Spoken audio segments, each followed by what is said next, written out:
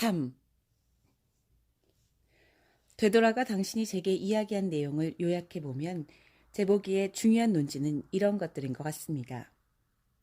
삶은 계속되는 창조 과정이다. 성각자라면 누구나 갖는 비밀은 마음을 바꾸길 그만두고 항상 같은 것을 선택하는 것이다. 아니란 말을 하지 마라. 우리는 우리가 생각하고 느끼고 말하는 것을 불러낸다. 삶은 창조 과정일 수도 있고 반응 과정일 수도 있다. 영혼은 창조하고 정신은 반응한다. 영혼은 정신으로는 생각해낼 수 없는 것을 알고 있다. 무엇이 자신에게 최선인지 가장 많이 얻고 가장 적게 잃으며 자신이 원하는 것을 얻는 법. 알아내려 하지 말고 자신이 무엇을 느끼는가에서 시작하라. 내 느낌은 내 진실이다. 자신에게 진실한 것이 자신에게 최선이다. 생각은 느낌이 아니다. 오히려 그것들은 자신이 어떻게 느껴야 하는지에 대한 관념이다. 생각과 느낌을 혼동할 때 진실은 길을 잃고 모호해진다. 느낌으로 되돌아가려면 정신에서 벗어나 감각으로 돌아가라. 자신의 진실을 알고 나면 그것에 따라 살아라. 부정적인 느낌은 절대 참된 느낌이 아니다. 오히려 그것은 언제나 자신과 남들의 이전 체험에 근거한 어떤 것에 대한 자신의 생각이다. 이전 체험은 절대 진리 지표가 될 수 없다. 왜냐하면 순수 진리는 재현되는 것이 아니라 지금 이 자리에서 창조되는 것이기에. 어떤 것에 대한 자신의 반응을 바꾸려면 지금 순간, 즉 미리 보내진 순간에 있어라. 자신에게 보내졌고 그것에 대해 생각하기 전에 상태인 순간에. 달리 말해 과거나 미래가 아니라 지금 여기에 있어라. 과거나 미래는 단지 생각 속에서만 존재할 수 있다. 단 하나의 현실은 미리 보내진 순간뿐이다. 거기에 머물러라. 구하라. 그러면 받을 것이다. 신, 여신, 진리와 연결된 상태로 머물기 위해 필요한 것이면 무엇이든 하라. 예배와 기도와 의식과 명상과 읽기와 쓰기와 그리고 존재 전체와 접촉한 상태로 머물게 해주는데 도움이 되는 것이면 뭐든 멈추지 마라. 이 정도면 되겠습니까? 훌륭하다, 충분하다, 아주 좋다. 내 말을 이해했구나. 이제 너는 그것에 따라 살 수 있겠느냐? 이제부터 그러려고 합니다. 좋다. 그렇다면 이제 지난번 진도로 되돌아가서 시간에 대해 말씀해 주시겠습니까? 미리 보내진 시간 같은 건 없다. 내가 단언하지만 너는 예전에도 이런 말을 들었다. 하지만 너는 그것을 이해하지 못했다. 이제 너는 이해하고 있다. 이 시간 말고는 어떤 시간도 존재하지 않으며 이 순간 말고는 어떤 순간도 존재하지 않는다. 존재하는 것은 지금뿐이다. 그럼 어제와 내일은요? 그것들은 내 상상이 빚어낸 허구이고 내 정신이 지어낸 구조물이다. 궁극의 현실에서 그것들은 존재하지 않는다. 지금껏 일어난 모든 일들이 지금 일어나고 있고 앞으로 일어날 모든 일들도 바로 지금 일어나고 있다. 이해를 못하겠는데요. 너는 이해할 수 없다. 완전하게는 이해할 수 없다. 하지만 이해하기 시작할 수는 있다. 그리고 여기서 필요한 것은 시작을 위한 이해뿐이다. 그러니 그냥 듣고만 있어라. 시간은 연속체가 아니다. 그것은 수평이 아니라 수직으로 존재하는 상대성의 요소이다. 시간을 왼쪽에서 오른쪽인 것으로 생각하지 마라. 개인들에게는 출생에서 죽음으로 달려가고 우주에게는 어떤 유한점에서 또 다른 어떤 유한점으로 달려가는 소위 시간줄로 시간을 생각하지 마라. 시간은 오르락내리락 하는 것이다. 시간을 지금이라는 영원한 순간을 나타내는 물레가락으로 생각하라. 이제 그 물레가락 위에 여러 장의 종이가 놓여 있다고 상상해 보라. 차곡차곡. 이것들이 시간 요소들이다. 하나하나의 요소는 뚜렷하게 구별되지만 다른 것들과 동시에 존재한다. 물레가락 위의 모든 종이들은 한꺼번에 존재한다. 앞으로 일어날 일들도 예전에 일어났던 일들도 존재하는 것은 오직 한순간, 이 순간, 영원한 지금 순간뿐이다. 모든 일이 바로 지금 벌어지고 있으며 그래서 내 영광은 바로 지금 찬미받고 있다. 신의 영광을 기다리는 일 같은 건 없다. 내가 시간을 이런 식으로 만든 건 그냥 내가 기다릴 수 없었기 때문이다. 나는 나인 것이 너무 행복해서 그냥 그것이 내 현실로 드러나길 기다릴 수 없었다.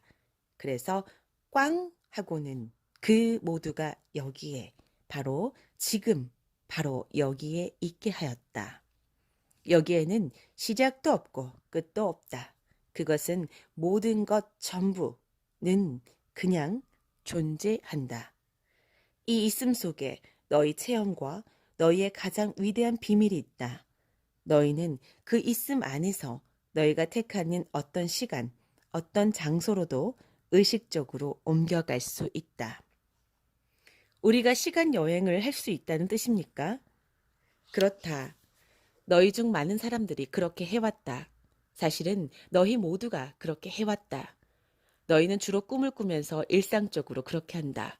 너희가 그것을 자각하고 있을 순 없기 때문에 너희 대다수는 그것을 깨닫지 못한다.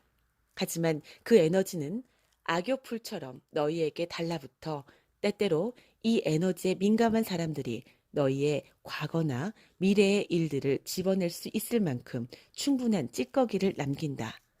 그들은 이 찌꺼기를 느끼거나 읽는다. 그래서 너희는 그들을 점장이와 영매라고 부른다.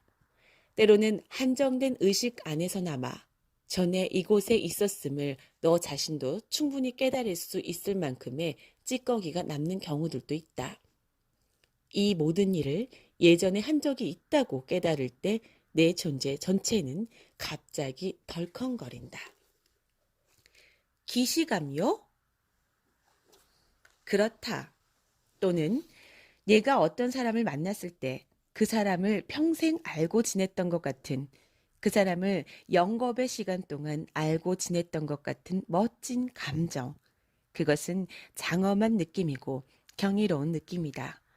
그리고 그것은 참된 느낌이다. 너는 그 영혼을 항상 알고 지냈다. 항상은 바로 지금의 일이다. 그렇게 너희는 물레가락 위에 놓인 내 종이장에서 자주 올려다도 보고 때로는 내려다도 본다. 또 다른 종이장들도 보곤 한다. 너희는 그곳에서 자신을 보곤 한다. 종이장마다 내 일부가 있기 때문이다. 어떻게 그게 가능하죠?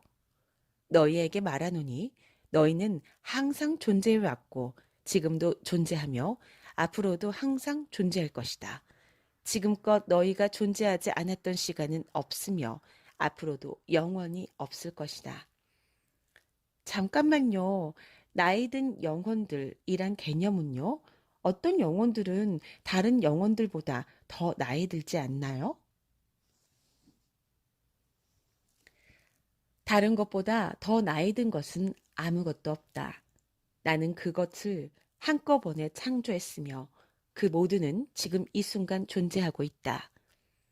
너희가 말하는 나이 든 체험과 젊은 체험이란 건 특정 영혼의 자각 수준, 즉 존재 측면과 관계가 있다. 너희는 오로지 존재의 측면들, 단지 존재의 부분들일 뿐이다. 각 부분은 자기 속에 새겨진 전체에 대한 의식을 지니고 있다.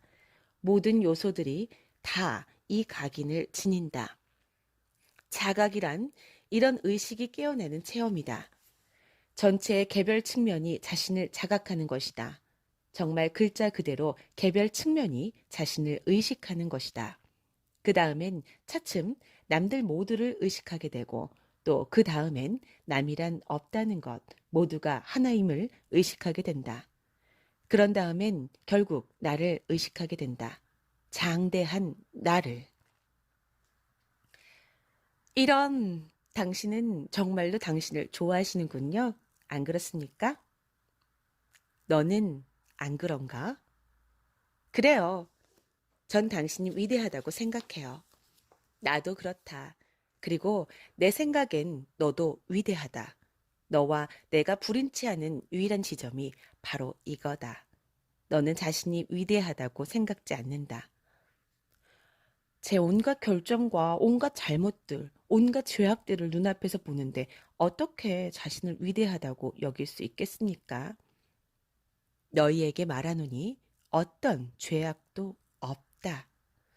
그게 사실이었으면 좋겠군요. 너희는 있는 그대로 완벽하다. 그것도 사실이었으면 좋겠습니다. 사실이다. 묘목이라고 해서 그 나무가 덜 완벽한 건 절대 아니다. 조망만한 아기도 어른과 똑같이 완벽하다. 그것은 완벽 자체이다. 어떤 일을 할 수 없고 어떤 것을 알지 못한다는 게 그 아기를 좀 덜 완벽한 존재로 만들지는 않는다. 어느 아기나 실수를 저지른다. 일어서서 뒤뚱뒤뚱 걷다가는 넘어진다. 아기는 엄마 다리에 매달려 흔들리면서 다시 일어선다. 이것이 그 아기를 불완전하게 만드는가? 완전히 그 반대이다. 아기의 그런 모습은 완전히 통째로 반하게 하는 완벽 그 자체이다. 너희 역시 그러하다. 하지만 그 아기는 나쁜 일을 저지르진 않았다고요. 일부러 반항하고 사람을 해치고 자신에게 해를 입히지도 않았지요. 그 아기는 옳고 그른 걸 알지 못한다. 바로 그겁니다. 너희 역시 그렇다. 하지만 저는 압니다. 저는 사람을 죽이는 건 나쁜 짓이고 다른 사람을 사랑하는 건 옳은 일이며 해치는 건 나쁜 짓이고 상황을 더 나게 만들려고 치유하는 건 옳은 일이라는 걸 알고 있습니다.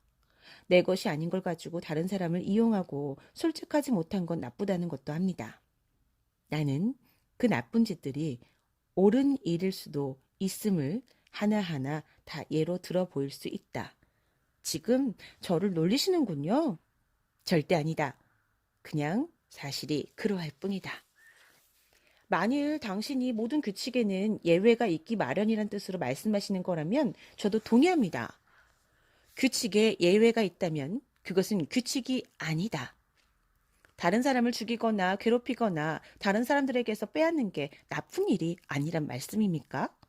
그것은 너희가 무엇을 하려는가에 따라 다르다. 좋습니다. 좋아요. 무슨 말인지 알겠습니다. 하지만 그렇다고 해서 이런 것들이 착한 일이 되는 건 아니죠. 누구나 선한 목적을 이루기 위해 나쁜 일을 해야 할 때가 종종 있죠. 그렇다면 그런 것들이 나쁜 짓이 되는 것도 아니다. 그렇지 않느냐? 그것들은 그저 목적을 이루기 위한 수단일 뿐이다. 목적이 수단을 정당화한다고 말씀하시는 겁니까? 너는 어떻게 생각하느냐? 아니죠. 절대 그렇지 않죠. 그렇다면 그걸로 좋다. 너는 여기서 얘가 무슨 일을 하고 있는지 보이지 않느냐? 너희는 발길 닿는 대로 규칙을 만들고 있다. 그리고 다른 건 보이지 않는다고? 그거야말로 아주 잘된 일이군. 그것이 바로 너희가 지금 하기로 되어 있는 일이다. 삶의 모든 것은 자신이 누구인지 판단하고 그런 다음 그것을 체험하는 과정이다. 자신의 시야를 넓혀감에 따라 너희는 시야를 포괄한 규칙들을 새로 만든다. 자신에 대한 관념을 키워감에 따라 너희는 그 관념을 감싸물 수 있는 새로운 할 것과 말 것, 되와 안 되를 창조한다. 이것들은 붙잡아 둘 수 없는 것을 붙잡아 두는 경계들이다. 너희를 너희 속에 붙잡아 둘 순 없다. 왜냐하면 너희는 우주처럼 끝없는 존재이기에. 하지만 너희는 경계들을 그려보고 그 다음엔 그것들을 받아들이는 것으로 자신의 끝없음에 대한 개념을 창조할 수는 있다. 어떤 의미에서 보면 이것이야말로 너희가 특정한 어떤 것으로서 자신을 알 수 있는 유일한 방법이다. 끝없는 것은 그냥 끝없는 것이다. 한없는 것은 그냥 한없는 것이다. 그것은 어디에나 있기에 어디에도 존재할 수 없다. 그것은 어디에나 있으니 특별히 어딘가에 있을 수 없다. 신은 어디에나 있다. 따라서 신은 특별히 어딘가에 있을 수 없다. 왜냐하면 특별히 어딘가에 있으려면 신은 다른 어딘가에는 있지 말아야 하는데 이것은 신에게 불가능하다. 신에게 불가능한 일이 딱 하나 있다. 그것은 신이 아니게 되는 것이다. 신은 신이 아닐 수 없다. 또한 신이 신답지 않을 수는 없다. 신은 자신을 신이 아니게 만들 수 없다. 나는 어디에나 있으며 신에게 존재하는 것은 이것뿐이다. 그리고 나는 어디에나 있기에 어디에도 없다. 그렇다면 내가 어디에도 없다면 나는 어디에 있는가? 지금 여기에. 전 그 말이 좋아요. 당신은 일본에서도 그런 말씀을 하셨더랬죠. 하지만 전 그 말이 무척 마음에 들어서 당신이 계속하도록 놔둘 참입니다. 참 친절하구만. 그렇다면 너는 이제 그 말도 더 잘 이해하느냐? 너희가 옳음과 그름의 관점을 창조해낸 것은 단지 자신이 누구인지를 규정하기 위해서란 걸 알겠느냐? 이런 규정들, 즉 경계들이 없었다면 너희는 아무것도 아니란 사실을 이해하겠느냐? 그리고 자신이 누구인지에 대한 너희의 관념을 바꿀 때마다 너희도 나처럼 계속해서 그 경계들도 바꾼다는 사실을 이해하겠느냐? 당신이 무슨 말씀을 하시는지 알겠습니다. 하지만 제가 그 경계들, 저 자신의 개인 경계들 말입니다. 그것을 그렇게 많이 바꾼 것 같진 않은데요. 죽이는 건 제게 언제나 나쁜 짓이었습니다. 남의 것을 훔치거나 다른 사람을 해치는 것도 언제나 나쁜 짓이었죠. 시간이 시작된 이래로 우리 자신들을 다스리는 주된 개념들은 항상 그대로였습니다. 그리고 대다수 사람들이 그 개념들에 동의했고요. 그렇다면 너희는 왜 전쟁을 하느냐? 언제나 규칙을 어기는 사람들이 있기 마련이니까요. 어떤 상자에도 썩은 사과는 있기 마련이죠. 지금부터 내가 뒤이은 귀절들에서 이야기하는 것을 이해하고 받아들이기 힘들어할 사람들도 있을 것이다. 그 이야기들은 지금 너희의 사고체계에서 진리로 받아들여지는 것들 중 상당수를 깨뜨릴 것이다. 하지만 이 대화가 너희에게 도움이 되도록 하자면 나로서는 너희가 이런 식의 사고체계를 가지고 살아가도록 내버려 둘 수 없다. 그러니 이제 우리는 이 두 번째 책에서 이런 개념들 중 일부를 정면으로 대면해야 한다. 하지만 그리로 가자면 당분간은 꽤 덜컹거릴 것이다. 준비되었느냐? 네, 그런 것 같습니다. 미리 주의를 주셔서 고맙습니다. 그런데 당신이 지금부터 하시는 이야기를 이해하거나 받아들이는 게 그렇게 극적이고 힘듭니까? 나는 이제부터 어디에도 썩은 사과는 없다고 말하려 한다. 단지 세상사에 대한 너희의 관점과 일치하지 않은 사람들, 다른 세상형을 만드는 사람들이 있을 뿐이다. 그리고 나는 이제부터 그들의 세상형에서 볼 때 온당치 못한 일을 하는 사람은 아무도 없다는 사실도 말하려 한다. 그렇다면 그 사람들의 형이 뒤죽박죽인 게지요. 저는 무엇이 옳고 무엇이 그른지 압니다. 그리고 몇몇 사람들은 하지 않는데 내가 한다고 해서 그게 나를 미친 사람으로 만들진 않습니다. 미친 쪽은 그 사람들입니다. 그게 바로 사람들이 전쟁을 시작할 때 태도라고 이야기해야 하는 게 유감이구나. 압니다. 저도 압니다. 저는 일부러 이런 이야기를 하는 겁니다. 저는 다른 많은 사람들이 이야기했던 것을 여기에 그대로 옮기고 있을 뿐입니다. 하지만 그런 사람들에게 제가 어떤 식으로 대답할 수 있습니까? 뭐라고 말할 수 있습니까?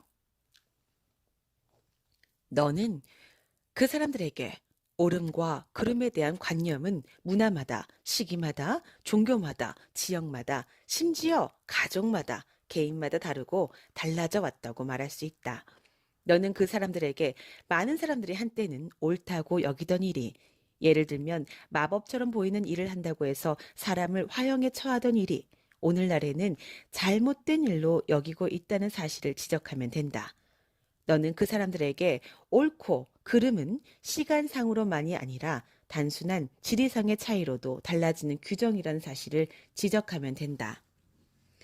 너는 그 사람들에게 너희 행성에서 몇몇 행위들은 예컨대 매춘, 한 곳에서는 불법이지만 길을 따라 겨우 10리 밖에 떨어지지 않은 다른 곳에서는 합법이라는 사실을 깨닫게 해주면 된다.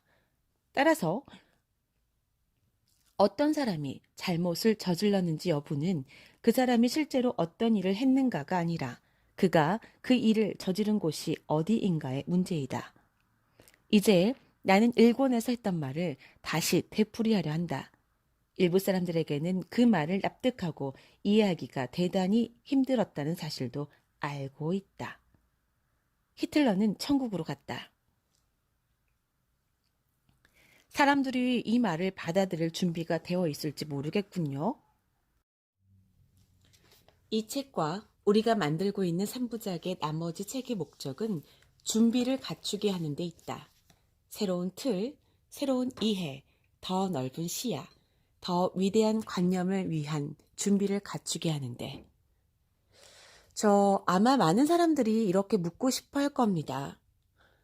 히틀러 같은 사람이 어떻게 천국에 갈 수 있냐고요. 세상 모든 종교들이, 제가 보기엔 모든 종교가 다 말입니다. 유죄를 선고하고 곧장 지옥으로 보내야 한다고 선언한 인간인데요. 첫째, 지옥은 존재하지 않으니 당연히 그는 지옥에 갈 수 없었다. 그러니 그가 갈 수 있는 곳은 단 한 군데밖에 남아있지 않다. 하지만 이것은 문제의 논점을 피하는 것이고, 진짜 쟁점은 히틀러의 행위가 잘못인가 아닌가에 있다. 그러나 나는 우주에는 어떤 옳음도 어떤 그름도 존재하지 않는다고 이미 몇 번이나 말했다. 어떤 것도 그 본질에서 옳거나 그르지는 않다. 어떤 것은 그냥 어떤 것일 뿐이다. 그런데 히틀러는 극악무도한 자라는 너희의 생각은 그가 몇백만 명의 사람들을 죽이라고 명령했다는 사실에 근거를 두고 있다. 내 말이 맞는가? 그럼요, 당연하죠. 그렇다면 내가 너희에게 소위 죽음이란 건 누구에게나 일어날 수 있는 가장 위대한 일이라고 말하면 어떻게 하겠느냐? 받아들이기 어렵군요. 너희는 지상에서의 삶이 천국에서의 삶보다 낫다고 생각하느냐? 너희에게 말하노니 죽음의 순간에 너희는 지금까지 맛본 것들 중에서 가장 위대한 자유와 가장 위대한 평화와 가장 위대한 기쁨과 가장 위대한 사랑을 실감할 것이다. 그런데도 우리는 토끼 브레어를 찔레단불 속으로 집어 던졌다고 여우 브레어를 버려야 할까? 당신은 죽음 뒤의 삶이 아무리 멋지다 해도 이곳에서의 우리 삶이 우리 의지를 거스르면서 끝나서는 안 된다는 사실을 간과하고 있습니다. 우리는 뭔가를 이루고 뭔가를 체험하고 뭔가를 배우려고 이곳에 왔습니다. 광기 어린 관념에 젖은 몇몇 미친 불량배들 때문에 우리 삶이 잘려나가는 건 옳지 않다고요. 무엇보다 너희는 뭔가를 배우기 위해 이곳에 있는 게 아니다. 일권을 다시 읽어라. 삶은 학교가 아니다. 그리고 이곳에서 너희의 목적은 배우는 것이 아니라 다시 구성하는 것이다. 그리고 너희가 더 넓은 시야에서 본다면 삶은 종종 여러 가지 것들, 태풍, 지진 따위로도 잘려나간다.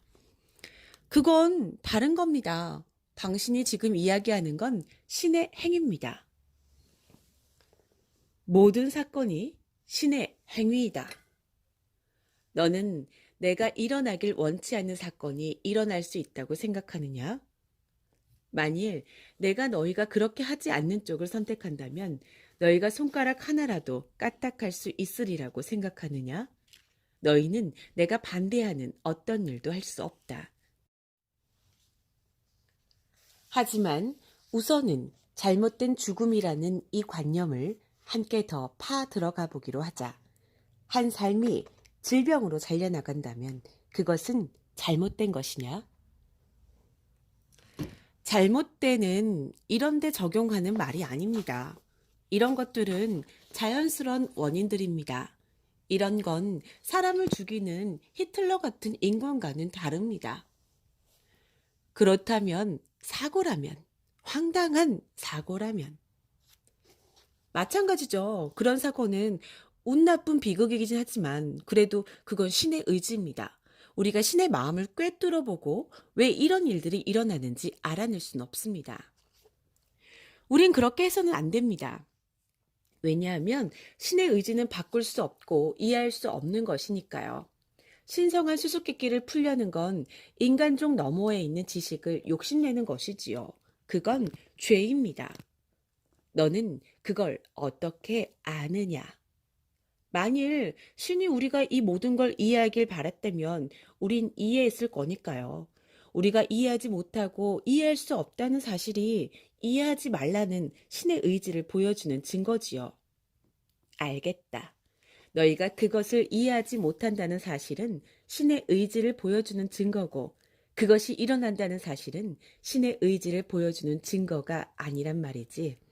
음, 아무래도 제가 그다지 잘 설명한 것 같지 않군요.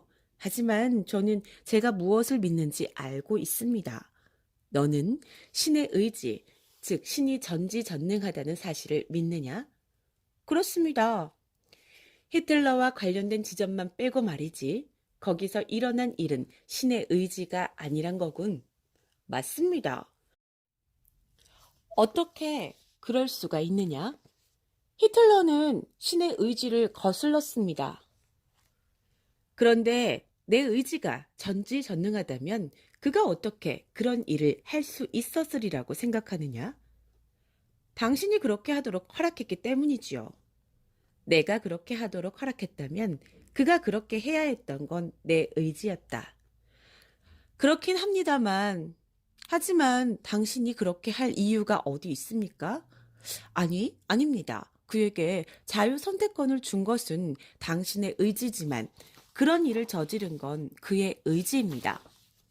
너는 이 문제의 핵심에 아주 가까이 다가섰다. 아주 가까이. 물론 네가 옳다. 히틀러에게 그리고 너희 모두에게 자유 선택권을 준 것은 내 의지이다. 하지만 내가 원하는 선택을 하지 않았다고 해서 끊임없이 계속해서 너희를 벌받게 하는 건 내 의지가 아니다. 만일 그랬다면 너희의 선택이 어떻게 자유로울 수 있겠느냐? 내가 원하는 대로 하지 않으면 말로 다할 수 없는 고통을 겪게 되리란 사실을 아는 상태에서 어찌 너희가 진실로 자유롭게 원하는 대로 할 수 있겠느냐? 그건 대체 무슨 종류의 선택권이냐? 그건 벌 받는 문제가 아닙니다. 그건 그냥 자연 법칙입니다. 그냥 귀결의 문제라고요. 너희가 나를 복수하는 신, 나더러 책임을 지게 하지는 않으면서 의로 여기게 만드는 그 모든 신학책에 익숙해지도록 교육받아 왔다는 건 알고 있다. 하지만 이런 자연 법칙들을 만든 게 누구인가? 자, 이런 자연 법칙들을 세워야 했던 게 나라는 사실에 우리가 동의한다고 할 때, 그렇다면 왜 나는 그런 법칙들을 세웠을까? 그리고 나서는 왜 너희에게 그 법칙들을 거스를 수 있는 힘까지 주었을까? 너희가 자연 법칙들로부터 영향받길 내가 원하지 않았고, 멋진 내 존재들이 결코 고통받게 하지 않겠다는 게 내 의지였다고 할 때, 그렇다면 왜 나는 너희가 그렇게 될 가능성을 창조했을까? 그러고 나서는 내가 설정한 이 법칙들을 깨뜨리라고 밤낮으로 쉬지 않고 너희를 유혹하기까지 할까? 당신이 우리를 유혹하는 게 아니죠. 악마가 그러는 거죠. 거기서 너희는 다시 내게 책임을 지우지 않는 쪽으로 가는구나. 너는 너희 신학을 합리화할 수 있는 유일한 방법이 나를 힘없는 존재로 만드는 것임을 모르겠느냐? 너는 내 체계를 의미 없게 만드는 게 너희 체계를 의미 있게 만드는 유일한 방식임을 이해하겠느냐? 너는 정말로 그 행동을 통제할 수 없는 피조물을 창조하는 신이라는 관념에 만족하느냐? 저는 당신이 악마를 통제할 수 없다고 말하지 않았습니다. 당신은 무엇이든 통제할 수 있죠. 당신은 신입니다. 단지 당신은 그렇지 않은 쪽을 선택하는 거지요. 당신은 악마가 우리를 유혹하고 우리 영혼을 지배하게끔 내버려 둡니다. 하지만 왜? 너희가 내게 돌아오지 않는 걸 내가 바라는 게 아니라면 왜 내가 그렇게 하겠느냐? 당신은 우리가 선택을 통해서 당신에게 오길 바라기 때문이지요. 아무런 선택의 여지가 없기 때문에 당신에게 가는 게 아니라요. 당신은 천국과 지옥을 세워 선택할 수 있게 했습니다. 그래서 우리는 선택에 따라 행동할 수 있게 됐습니다. 다른 길이 없기 때문에 그냥 한 길을 따라가는 게 아니라요. 너희가 어떻게 이런 관념에 이르렀는지 알겠다. 이건 바로 내가 너희 세계 속에 설정한 방식이다. 그래서 너희는 내 세계도 그러하리라고 생각한다. 너희 현실에서는 좋은 것이 나쁜 것 없이는 존재할 수 없다. 그래서 너희는 내 현실도 똑같을 거라고 믿는다. 하지만 너희에게 말하노니 내가 있는 곳에는 어떤 나쁜 것도 어떤 악도 없다. 모든 것이 전체 하나가 있을 뿐이고 이에 대한 깨달음, 체험만이 있을 뿐이다. 내 세계는 절대계이다. 그곳에서는 하나가 다른 하나와의 관계 속에서 존재하지 않는다. 그것은 다른 어떤 것과도 관계하지 않고 존재한다. 내 세계는 존재 전체가 사랑인 곳이다. 그렇다면 우리가 지상에서 생각하거나 말하거나 행동한 것에 대한 귀결은 전혀 없는 겁니까? 아하, 그래도 귀결은 있다. 내 주위를 둘러봐라. 제 말은 죽은 다음에요. 죽음이란 건 없다. 삶은 영원히 계속된다. 삶이란 그런 것이다. 너희는 단지 형태를 바꿀 뿐이다.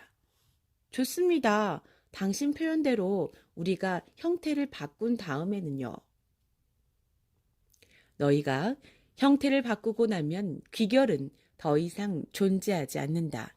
단지 암만이 있을 뿐이다. 귀결이란 상대성의 요소여서 일직선의 시간과 연속되는 사건들에 좌우되기 때문에 절대성 속에 있을 곳이 없다. 절대계에는 귀결이란 게 존재하지 않는다. 그 영역에는 평온과 기쁨과 사랑을 빼고는 아무것도 없다. 그 영역에서 너희는 마침내 좋은 소식을 알게 될 것이다. 너희의 악마는 존재하지 않으며 너희는 언제나 자신이 그럴 거라고 생각해왔던 존재, 선과 사랑임을 알게 될 것이다. 자신이 그 외에 다른 어떤 것일지도 모른다는 너희의 관념은 광기의 외부 세계, 심판과 비난의 외부 세계에서 온 것이어서 너희가 광적으로 행동하게 만든다. 그 세계에서 남들은 너희를 심판했고 그들의 판단에 따라 너희는 자신을 심판했다. 이제 너희는 신이 너희를 심판하길 원하나 나는 그렇게 하지 않을 것이다. 그리하여 인간처럼 행동하지 않는 신이라는 걸 이해하지 못하는 너희는 길을 잃고 헤맨다. 너희의 신학은 너희 자신을 다시 찾으려는 너희식 시도다. 당신은 우리 신학이 제정신이 아니라고 하시는군요. 하지만 보상과 처벌 체계 없이 제 기능을 할 수 있는 신학이 과연 있을까요? 그건 오로지 너희가 삶의 목적을 따라서 신학의 기초를 무엇으로 인식하는가에 달려있다. 삶이란 걸 하나의 시험, 실현, 너희가 가치 있는지 알아보고 너희 역량을 시험하는 시기로 믿는다면 그때부터 너희 신학은 의미 있는 것이 되기 시작한다. 하지만 삶이라는 걸 하나의 기회, 너희가 같이 있음을, 그리고 항상 그래왔음을 발견하는, 즉, 기억하는 하나의 과정으로 믿는다면 그때부터 너희 신학은 제정신이 아닌 것처럼 보일 것이다. 너희가 주목과 숭배와 감사와 애정을 요구하고 그것을 얻기 위해 죽이기도 하는 자기애로 가득 찬 신을 믿는다면 그때부터 너희 신학들은 함께 합치기 시작한다. 하지만 너희가 자기애나 욕구가 없는 신, 단지 모든 것의 원천이고 모든 지혜와 사랑의 토대인 신을 믿는다면 그때부터 너희 신학은 산산이 흩어진다. 너희가 자신의 사랑으로 질투하고 자신의 분노로 경노하는 복수심 많은 신을 신이라고 믿는다면 그때부터 너희 신학은 완벽해진다. 하지만 너희가 그녀 자신의 사랑 속에서 기뻐하고 그녀 자신의 법열로 열광하는 온화한 신을 신이라고 믿는다면 그때부터 너희 신학은 쓸모 없어진다. 너희에게 말하노니 삶의 목적은 신을 기쁘게 하는 것이 아니다. 삶의 목적은 자신이 누구인지 알고 자신을 재창조하는 것이다. 그렇게 하는 것으로 너희는 신을 기쁘게 하며 또한 그녀를 영광스럽게 한다. 왜 자꾸 그녀라고 말씀하십니까? 당신은 여자입니까? 나는 그도 그녀도 아니다. 내가 종종 여성 대명사를 사용하는 건 편협한 너희 사고방식에서 너희를 뒤흔들어 떼어내고자 합니다. 신을 한 가지 것으로만 생각한다면 너희는 다른 건 신이 아니라고 생각할 것이다. 하지만 이렇게 한다면 그건 크나큰 잘못이 되리니 히틀러는 다음과 같은 이유들로 천국에 갔다. 지옥은 없다. 따라서 천국 말고 그가 갈 수 있는 다른 곳은 없다. 그의 행동들은 너희가 잘못이라고 말할 만한 것들, 즉 진화되지 않은 존재의 행동들이다. 그러나 잘못을 유죄 판결로 벌 줄 수는 없다. 그것은 교정할 기회, 진화할 기회를 제시하는 것으로 다뤄져야 한다. 히틀러로 인해 죽은 사람들에게 히틀러가 저지른 잘못이 어떤 해악이나 손상을 입힌 건 아니다. 그 영혼들은 번데기에서 부화하는 나비처럼 지상의 속박에서 풀려났다. 뒤에 남은 사람들이 그들의 죽음을 슬퍼하는 건 단지 그 영혼들이 들어선 기쁨의 상태를 알지 못하기 때문이니 죽음을 체험해본 사람이라면 어느 누구도 더 이상 다른 사람의 죽음을 슬퍼하지 않는다. 그럼에도 불구하고 그들의 죽음은 시기상조였으며 따라서 어느 정도 잘못되었다는 너희 주장에는 예정되지 않은 때에 이 우주에서 어떤 일이 일어날 수도 있다는 의미가 들어있다. 하지만 내가 어떤 존재인지 생각한다면 이것은 불가능하다. 이 우주에서는 모든 일이 완벽하다. 신은 그 오랜 시간 동안 단 한 번의 실수도 저지르지 않았다. 너희가 모든 것에서 너희가 동의하는 것들만이 아니라 아마도 특히나 너희가 동의하지 않는 것들에서까지 완전한 완벽성을 볼 때 너희는 깨달음을 이룰 것이다. 물론 저는 이 모든 걸 알고 있습니다. 이것들은 모두 우리가 일권에서 계속 다뤘던 문제들입니다. 하지만 저는 일권을 읽지 않는 사람들을 위해서 이 책 앞부분에서 미리 이해의 토대를 닦아두는 게 중요하다고 생각했습니다. 제가 앞서의 질의응답들을 끌어들였던 건 그 때문입니다. 그런데 이제 앞으로 나가기 전에 우리 인간 존재들이 창조한 그 복잡 미묘한 신학들에 대해 그냥 조금만 더 이야기를 나누고 싶습니다. 예컨대 저는 어렸을 때 제가 죄인이라고 배웠습니다. 모든 사람이 다 죄인이고 그 사실을 우리가 어떻게 해볼 수는 없으며 우리는 그런 식으로 태어났다고요. 우리는 죄를 지고 태어났다고 말입니다. 아주 재미있는 개념이구나. 그들은 어떤 방법으로 내게 그 사실을 믿게 했는가? 그 사람들은 아담과 이브 이야기를 했지요. 그들은 4등급, 5등급, 6등급의 교리 문답에서 물론 우리 자신은 아무 죄를 짓지 않을 수도 있다. 사실 아기들은 분명히 그렇다. 하지만 아담과 이브가 죄를 지었고 우리는 그들의 후손이기에 그들의 죄 많은 천성만이 아니라 그들의 죄까지 물려받았다고 말했습니다. 당신도 아시다시피 아담과 이브는 금지된 열매를 먹고 선과 악의 지식을 함께 했기 때문에 그들의 모든 자식들과 후손들은 태어날 때부터 신에게서 떼어질 것이라는 선고를 받았습니다. 그래서 우리는 그 모두가 영혼의 이 원죄를 지닌 채 세상에 태어납니다. 우리 모두가 그 죄를 함께 하는 것입니다. 제 추측이겠지만 우리에게 자유 선택권이 주어진 건 그 때문인 것 같습니다. 하지만 아담과 이브와 같은 짓을 저지르고 신의 뜻을 어길 것인지 아니면 나쁜 짓을 하려는 우리의 타고난 천성을 극복해 세상의 유혹에도 불구하고 옳은 일을 할지를 결정하는 자유 선택권요. 그래서 너희가 나쁜 짓을 하면 그러면 당신은 우리를 지옥에 보냅니다. 내가 그런다고? 네, 우리가 회개하지 않으면요. 알겠다. 만일 우리가 잘못했다고 하면 완벽하게 회개하는 행동을 하면 당신은 우리를 모든 고통까지는 아니라도 적어도 지옥에서는 구해줍니다. 그래도 우리는 얼마 동안은 연옥에 가 있어야 합니다. 우리 죄를 말끔히 씻어내기 위해서요. 연옥에서는 얼마나 오랫동안 머물러야 하느냐? 경우에 따라 다르죠. 우리는 우리 죄들을 태워 없애야 합니다.